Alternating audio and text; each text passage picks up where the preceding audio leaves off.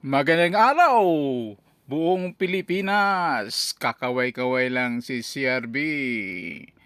Mga kapartner, andito tayo ngayon sa bayan ng Pulangco, Zamboanga del Norte, ang bayan ni CRB. Kaya mga kapartner, ayan ang signage ng bayan ng Pulangco. Kaya magmasid-masid tayo mga kapartner.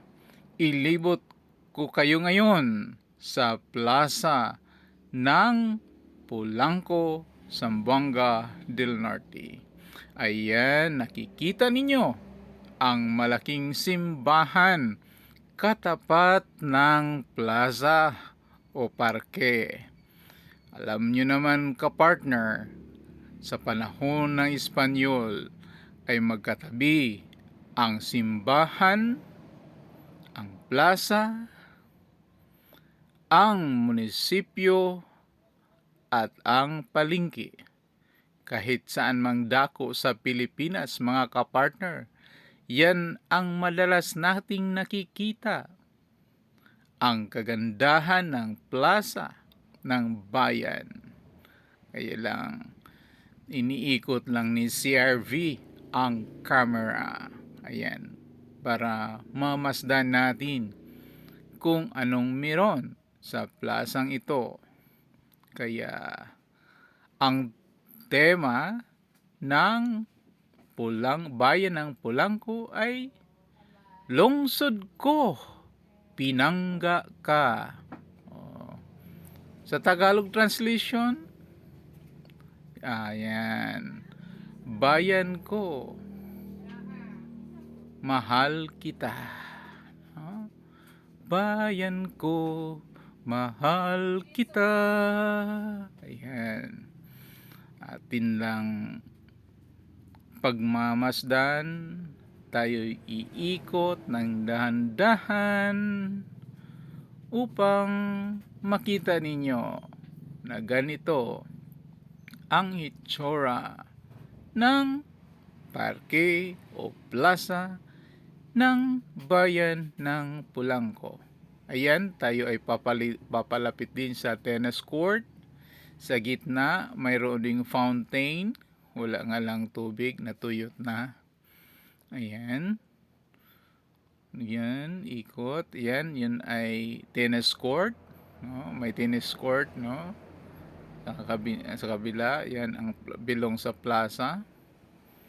Kaya yan, tayo papunta doon sa harapan ng munisipyo. Sige lang, CRV. Lakad lang. Lakad, lakad lang. Sige, lakad pa more. So, sa likod ng tennis court, mayroon namang basketball court. May basketball court dyan. Ayan, tayo ay atin lang sisilayan. Ayan ang sinasabi ko. Ang basketball court. Likod ng tennis court. Maglalaro pa. Ayan. Lapit pa more. Lapit pa more. Ayan. Tayo lang ay hihinto mamaya-maya, no? At ating i-view ang Municipal Hall ng Pulangco. Ayan. Yan yung harapan mga kapartner. Sa kabila yung trial court, yung korte, kung saan dyan i-hearing ang mga may kasalanan. Yan, katabi ang pulisya at bumbero. May fire truck. Yan yung ang bumbero. Fire Bureau of Fire. Katabi ang PNP o police. Yan yung gitna. Yan yung hetsura ng harapan. Ayan. So, nakikita nyo yung setup ng Municipal Hall. Sa kabila, naroon ang Municipal Court. Ayan, umiikot na po tayo. pupunta tayo sa kabilang baryo, ay mali, sa kabilang dako. Ayan, tuloy-tuloy lang tayo.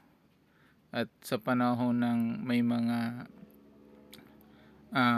estudyante ay gustong maghanap ng pwesto para sila ay makapag-ensayo para sa kanilang mga performance tasks, madalas din sila pumunta dito sa plaza. Dito to sila nag-iensayo.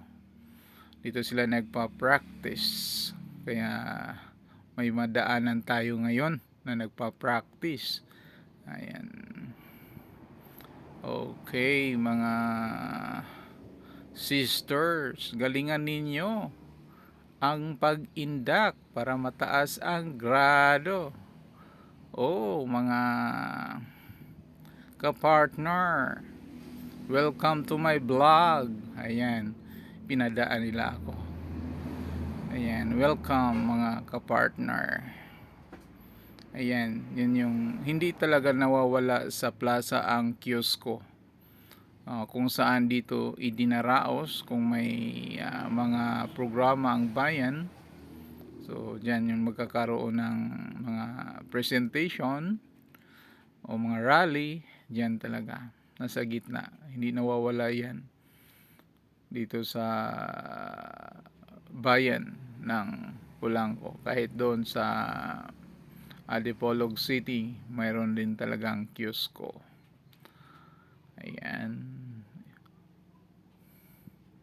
Ayan. At may ginawang construction. Kung nakikita nyo yan, yan ay gagawing food court. No? Yan ang gagawing food court. Sa kabila niyan ay school din. Ang isang diretsyo natin dito ay ang cultural center o gymnasium. Ayan. So tayo lang ay iikot-ikot nito. Ayan. Pinapakita lang ni CRV kung anong meron, no? So mga kapartner, ganito lang kasimple ang plaza ng bayan ng Polanco. Ayan, so nakita nyo, yan yung gymnasium. Diyan din dinaraos ang mga paligsahan, rally, kasalan o ano pa mang mga okasyon ng bayan. And sa kabila nakikita nandoon din yung CR o comfort room. Yan. So mga kapartner, ito na po, no? Nakikita nyo. So maraming salamat sa inyong pagsubaybay, panonood, pagmamahal at suporta. So mga kapartner, maraming salamat. Bye-bye!